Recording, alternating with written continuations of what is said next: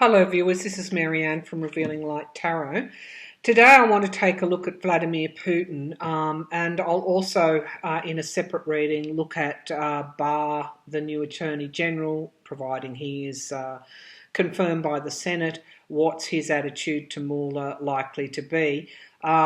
I'll talk about that later because I've had some strong impressions on that and I actually think it's going to eventually be okay with him, but we'll leave that for the reading coming up. Right now I want to look at Vladimir Putin, and I have a number of questions that I think will take us through examining exactly what his motivation was in all of this, where he sits with Trump now. Is he still in communication with Trump, and particularly making it known what he actually wants to see happen in relation to American policy internally and foreign policy as well. We had Mnuchin going before the Senate's, the Congress, the House of Representatives, to try and justify why the sanctions on that Russian oligarch should be lifted. I also want to look at Putin in the longer term, whether or not he'll be able to hold on to hold on to power in Russia, but also in the world as well. What's his influence going to be like there? And finally, is he planning on doing anything on American soil to any acts of violence, if you like, in relation potentially to Cohen's family and possibly even Trump himself? So how does he clean up the mess in America? So that's what I'm going to be looking at today. But before I start, so I guess get your popcorn ready. Before I start, I just want to go back to his motivations in relation to why all of this started. Now, we know that Russia is struggling financially, and that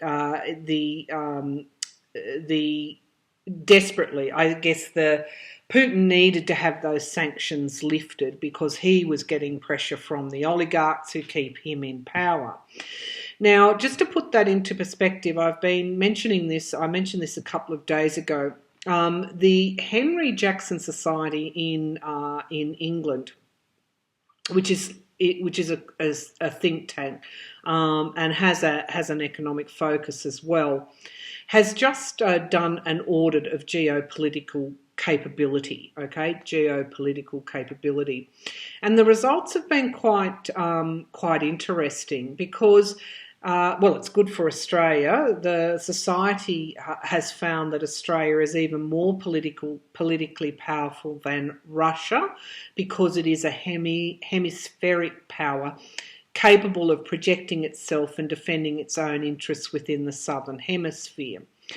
Now, that's great for Australia. Good on Australia.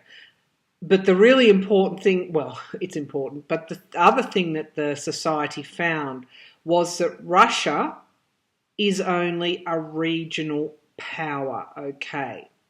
So it was a detailed study and it ranked Australia in eighth place across categories of capability, national base, its structure, instruments and resolve. I mean, they're high-level indicators. I guess the bottom line is that Australia's rising in influence, geopolitical capability. Russia's dropping, considered a regional power. The US headed the rankings, of course. That's great news for the US. Let's hope Donald Trump doesn't interfere with that ranking. Britain then came next, China, France and Germany. Japan was in 6th place, followed by Canada and Australia in 8th place. So this Henry Jackson Society is calling now for Australia to be a member of the G8. Russia then came India, and then came Russia in, I think it's 11th place. Russia came in at 11th place. No, actually, sorry, pardon me. Where is my list? I'll have to go back. Just bear with me. It's interesting because all these sites are carrying this story, including Defence Connect. which is actually an Australian society all about our defence capabilities, which is great. So Russia, yes, Russia came in at 10th place, India came in at 9th. Okay, so will we be asked to be a member of the G8? Wouldn't that be great? All right, so I wanted to put that fairly and squarely there for you. Russia is considered a regional power by this eminent think tank in Britain. So the pressure is on, or was on, Putin at that time, still is, probably more so even now, to try and get those sanctions lifted so that he can increase his defence capability, he can fund the acts of aggression that he's doing, the manipulation, the geopolitical interference that is running across the world. Putin needs money to fund that, and it's running out. Okay, so hence enter Donald Trump, hence enter a way of getting those sanctions lifted, a way of, wow, he must have thought all his chickens had come home to roost, I guess, if you like, when Trump came along, because if you think about what Trump's done in foreign policy to benefit Russia, it's incredible. It's incredible. So, all right. So, let's go now to, I'll close that down, let's go now to Vladimir Putin and take him up to 2019. It's January 2019. What does Putin think of Trump? What does Putin think of Trump? Yeah, okay. So, obviously not happy. But pleased with what's gone on. It's an ego stroke for Putin, what he's done with Trump, what he's done with America, what he's been able to do with America. He's taken it so far. Didn't think it, well, maybe he did think he could take it this far, but he's succeeded, but he's also angry that those sanctions haven't been fully lifted, and he's also getting pretty desperate.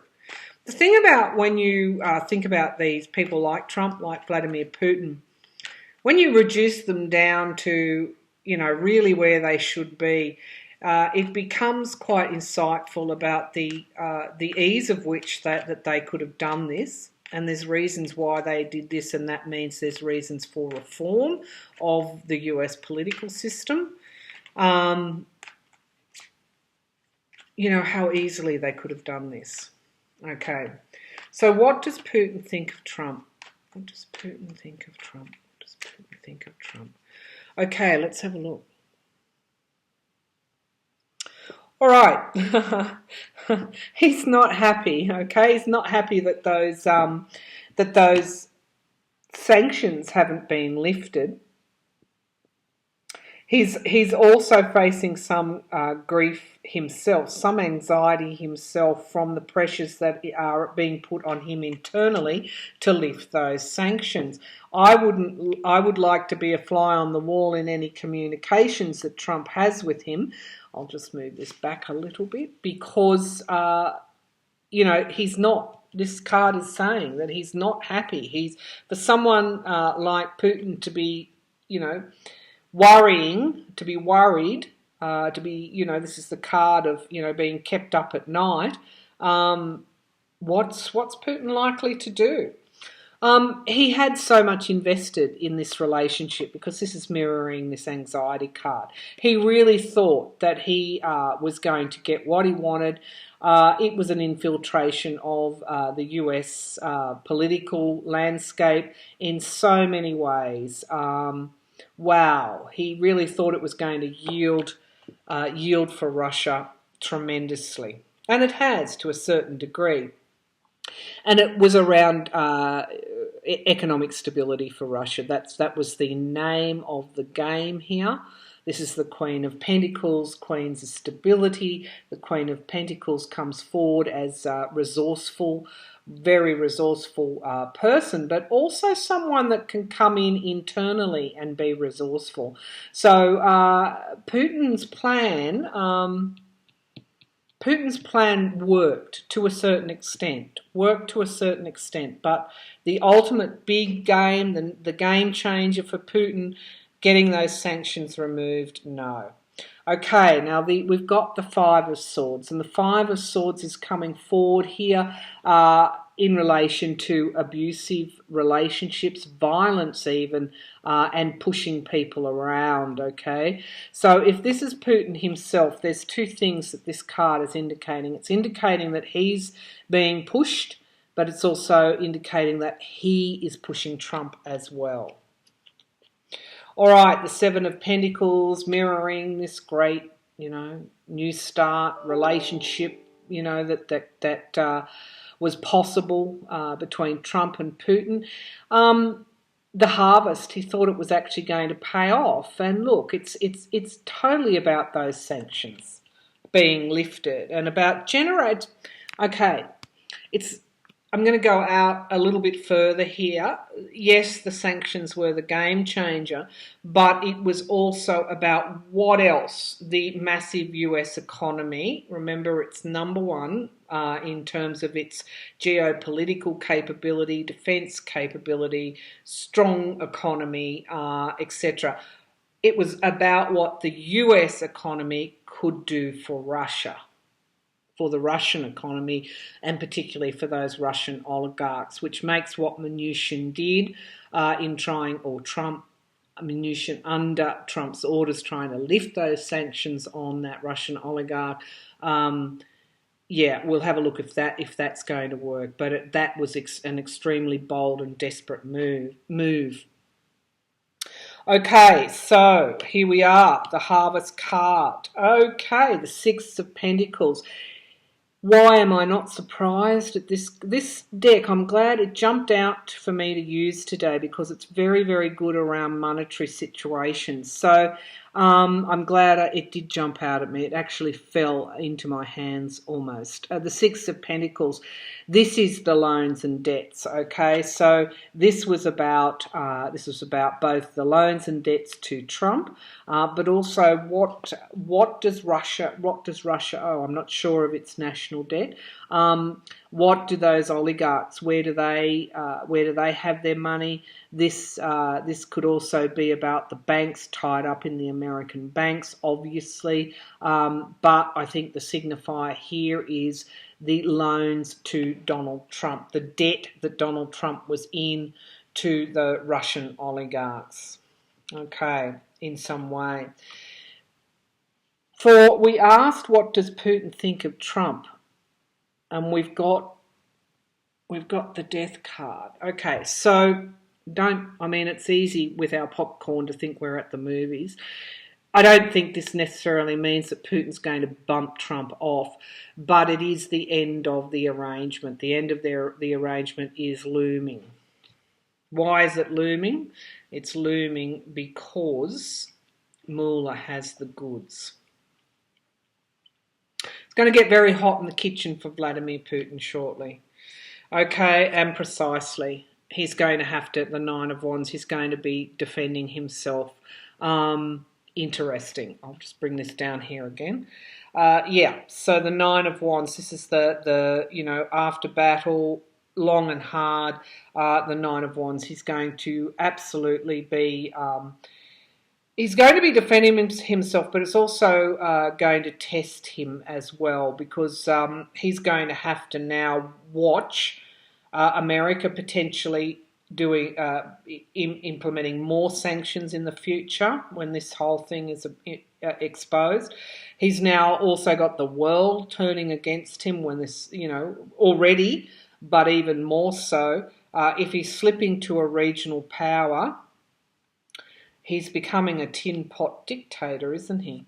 And the Hierophant. Okay, so in the end, Vladimir Putin knows the game's up, and he knows the game's up because of the American Mueller investigation and the things that are playing out in the courts.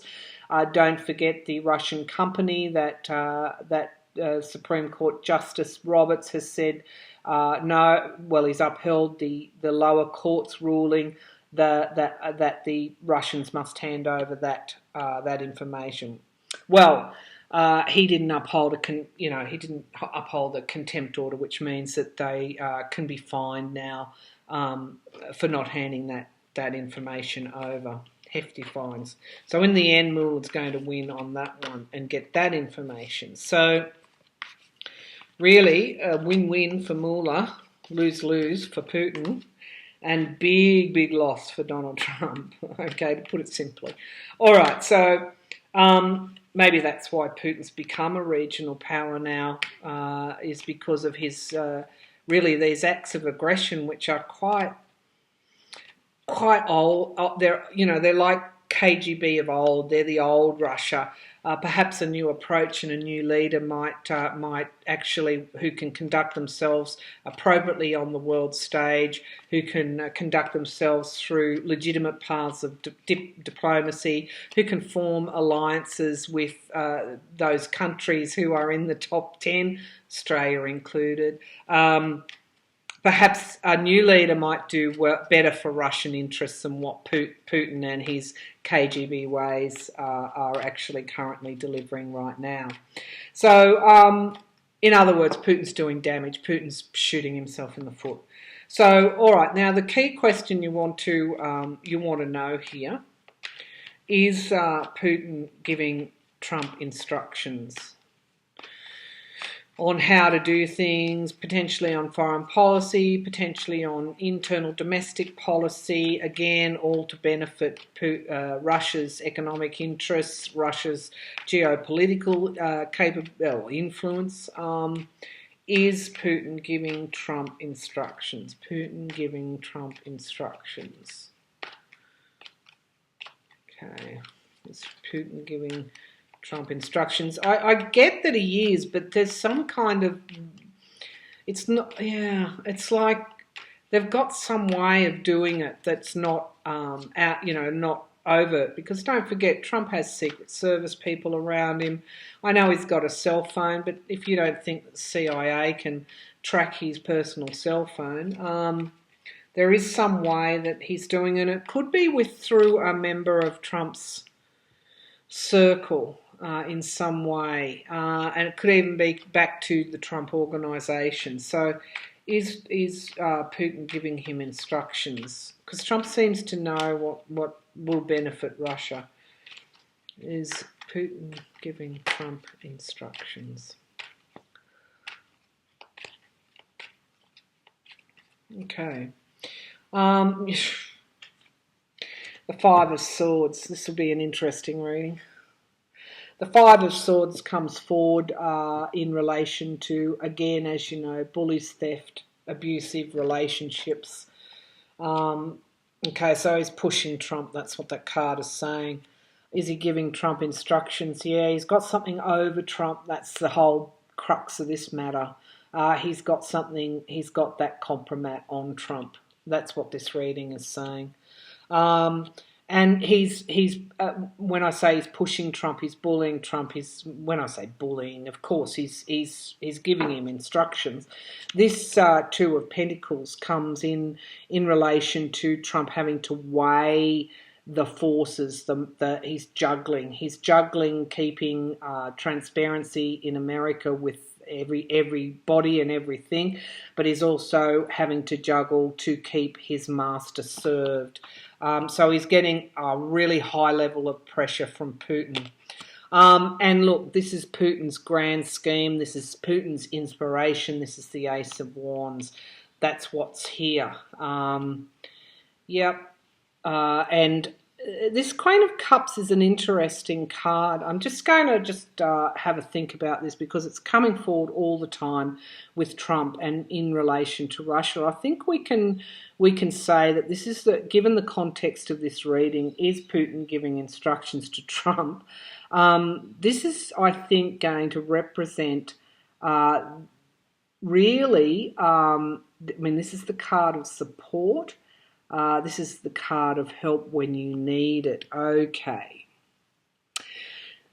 I'm going to now say that the Queen of Cups, in my readings at least, is representing the relationship between Trump and Russia, Trump and Putin, Trump and the oligarchs. This is a key card here. All right.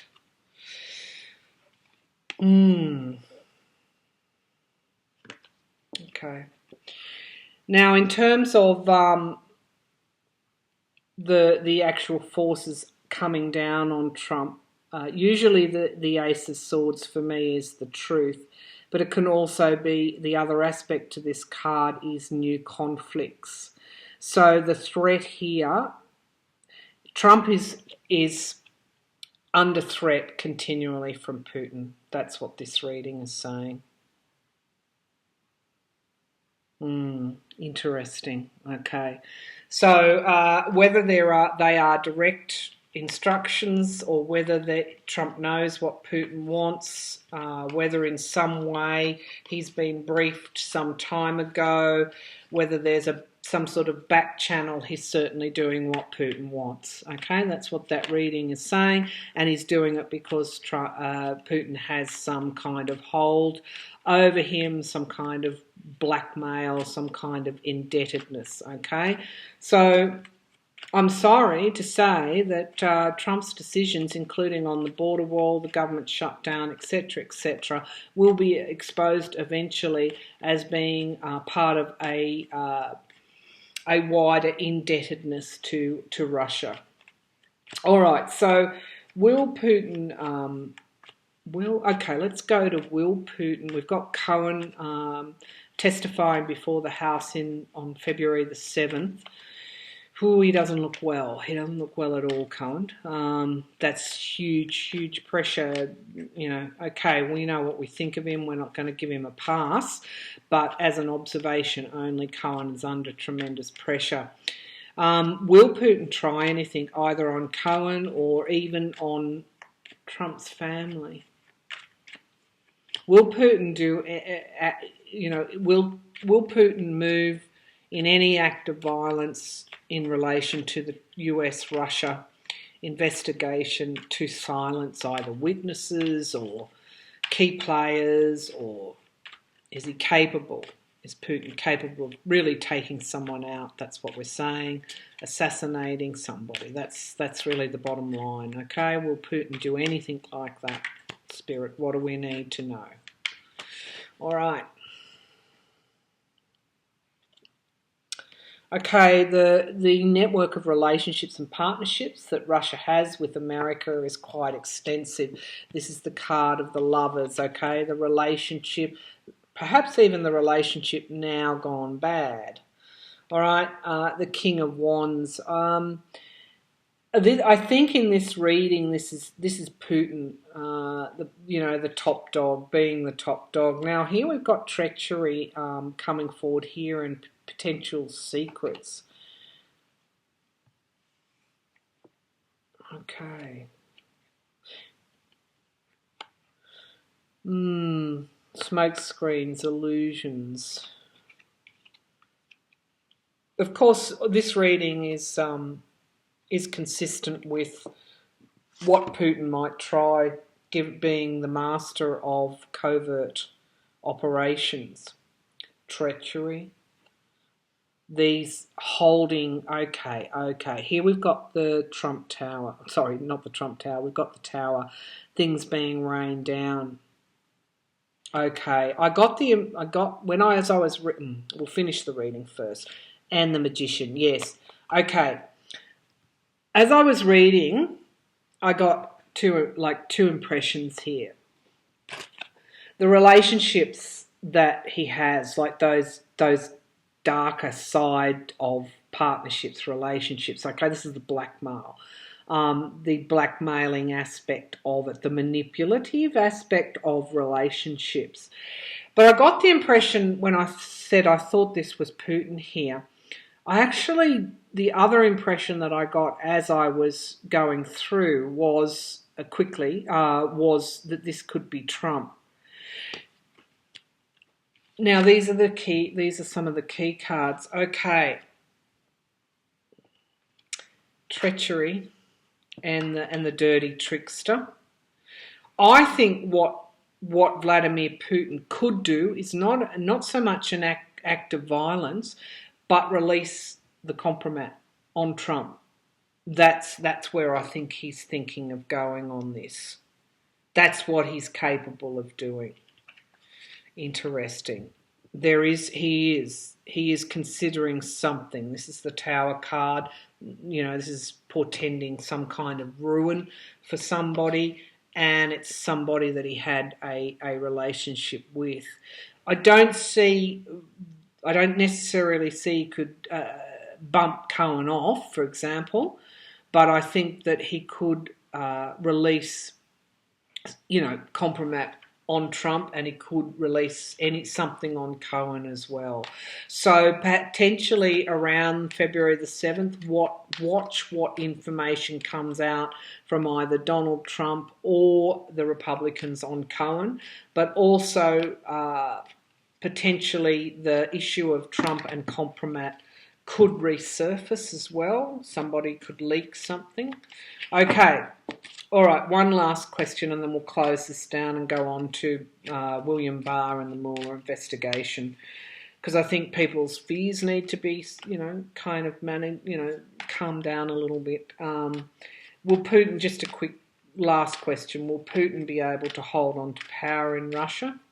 We'll do a quick yes, no. Will Putin be able to hold on to power in Russia? Is under tremendous pressure. Will Putin be able to hold on to? Oh, okay. I'm getting chills on. Yeah, no, I don't. I don't think so. Okay, I actually think something might happen to him. Will Putin be able to hold on to power? Okay, the Page of Pentacles. This is actually Money News. All right, so Money News. As the economy, takes this downturn. Potentially, the King of Wands here, the top dog, potentially Putin himself, and we've got the treachery card again. This is in relation to Money News. Got the Nine of Cups. Okay, now sometimes this comes forward as the smug merchant. I think this is the oligarchs here. Money News, the oligarchs, treachery, Putin. Loss. Okay, loss for Putin. Okay, those oligarchs are going to ramp up their pressure. And the Three of Wands, in relation to treachery, they're going to be looking further afield for, I think, new ways to expand and new ways for commerce. So in a way, Putin has failed them. There's going to be loss for Putin in some way. I did have a feeling something might happen to him, but will he be assassinated? Let's have a look. Will he be assassinated? I'll just see. Will he be assassinated? Will Putin be assassinated? Three of Cups. No, I don't think so. I don't think he's going to be assassinated. But Russia does want to go back to all of this pre-American, trouble. They want to go back to a fresh leader, and this is Putin very much under threat. I think he's going to lose power eventually, perhaps after this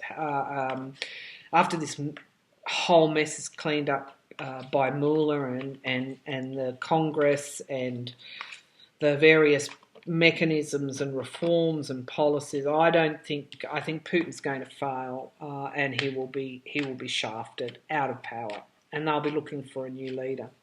All right, that's the reading on Putin.